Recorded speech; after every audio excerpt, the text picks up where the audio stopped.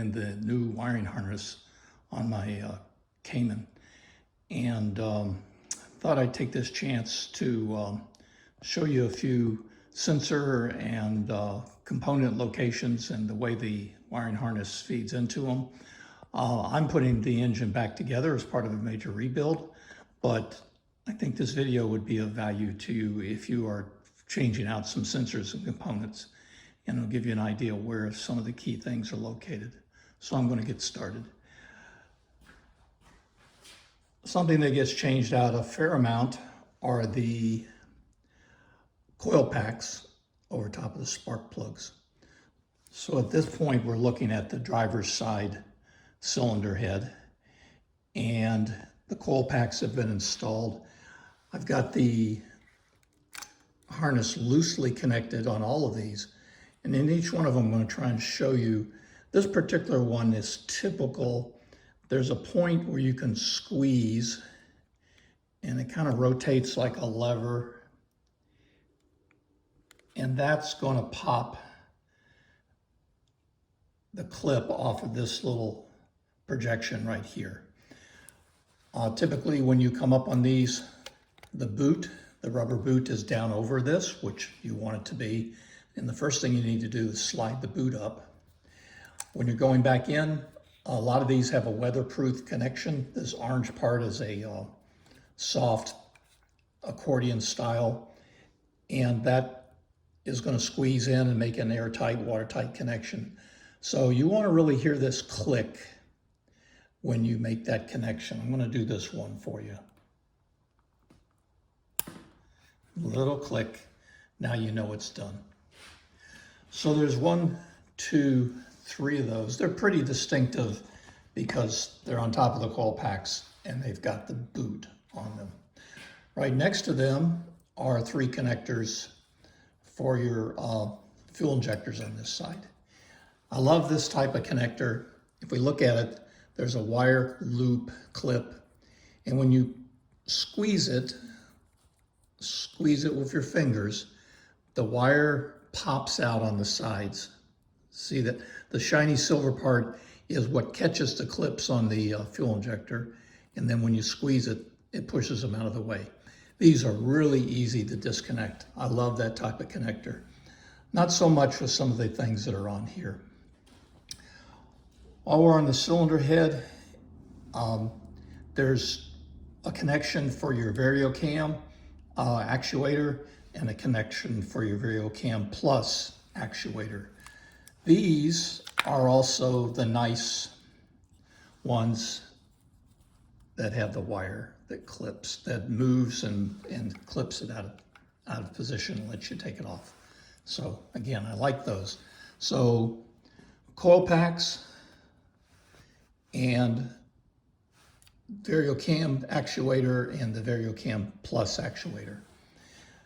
On the cylinder heads are mirror image of each other, so on this driver's side, these 2 actuators will be towards the forward end of the car. On the other side, they'll be towards the rear. Cam position sensor.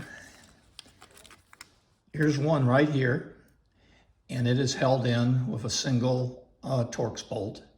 And this is basically an inductive sensor that sticks in there, and on the end of the cam, there's a plate that's got some cutouts, and as it spins, it generates a, I don't know if it's a sine wave, but it generates a signal that is amplitude and frequency such that the DME can figure out what's going on with the cam, both how fast it's turning and its instantaneous position. The clip on this one is another one where you have to reach in and pinch it, squeeze down. That brings the little tongue up enough to release it off the detent on the side of this. I've spent a lot of time labeling the various wires because some of them are not obvious. A couple of resources that you might want to take advantage of. In the Porsche shop manual, there's a diagram of the wiring diagram. a diagram of the wiring harness, I'm sorry. It is just barely usable in the sense that it gives you some numbers and it'll tell you in general on the harness where stuff is. And then there's 3 pages that show what goes with which number. Sometimes that's pretty easy, but there are circumstances where I was confused whether I had the right connector. And in that case, I grabbed the engine performance. Mine's a 3.4 liter, the engine performance wiring diagram, which is 3 pages. And in general, I would try and find the descriptor of the device, and I would look at the colors of the 1 or 2 or 3 or 5 wires that are coming into it and verify the colors were correct before I said for sure I had the wire connector that I wanted. So based on that, I'm at the rear of the engine on the driver's side. The harness has a lead for the O2 sensor. I call this one the downstream. It's beyond the catalyst. It is it's a wide band O2 sensor, and it has 4 wires coming out of it. And let's see how this releases. I haven't done this one. I think the clip is going to be, the release clip is going to be on the other harness that comes in from the O2 sensor, because I see that we've just got the detent on this one.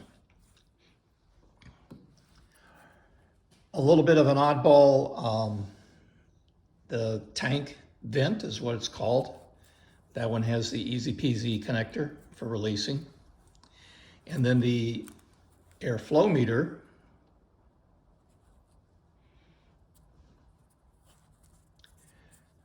this one is also a squeeze type. Get it in focus. If you look in there, it's just a little lever. You squeeze down one side, the other side pops up. When it's sitting right out here in the open, it still takes a fair amount of finger strength to work it. And when it's in a bad spot in the car, I know you can get frustrated trying to get these to release. But that is a squeeze type right there. So let's walk around, see what we got. There's 2 changeover valves in the car. Here's one I've got all marked up, but they have a little 2-pin connector. These are on-off switches for vacuum lines, basically. And this one coming out of the harness here is for one of them. So I've got that marked. That has the nice, easy release. Okay, front of the driver's side, which is bank 2 on these engines. Pretty simple connector, but there's hot water that comes through here, and there's a temperature sensor right in here, and there's a connector for it. Let's take a look at that one.